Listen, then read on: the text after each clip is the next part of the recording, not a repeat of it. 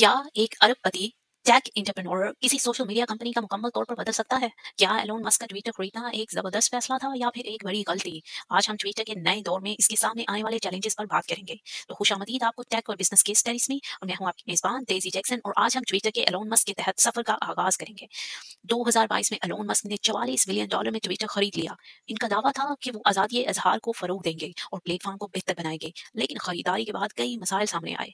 बड़ी तब्दीलियां और रद्द-ए-अमल। कंपनी के हज़ारों मुलाज़िमीन को नौकरी से निकाला गया, जिससे ऑपरेशनल मसाइल पैदा हुए। तस्दीकी निज़ाम को सब्सक्रिप्शन मॉडल में बदल दिया गया, जिससे जाली अकाउंट्स में इज़ाफ़ा हुआ। इश्तिहारात देने वाली कंपनियों ने प्लेटफ़ॉर्म पर अपने अखराजात कम कर दिए, जिससे रेवेन्यू मुतासर हुआ।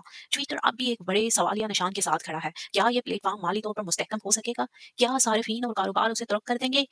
एलोन मस्क की क़यादत प्लेटफ़ॉर्म को नई बुलंदियों पर ले जा सकती है या नहीं?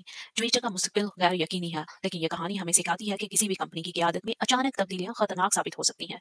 ये था आज का केस स्टडी। अगर आपको पसंद आया हो तो लाइक करें, सब्सक्राइब करें और अपनी राय कमेंट्स में ज़रूर दें। अल्लाह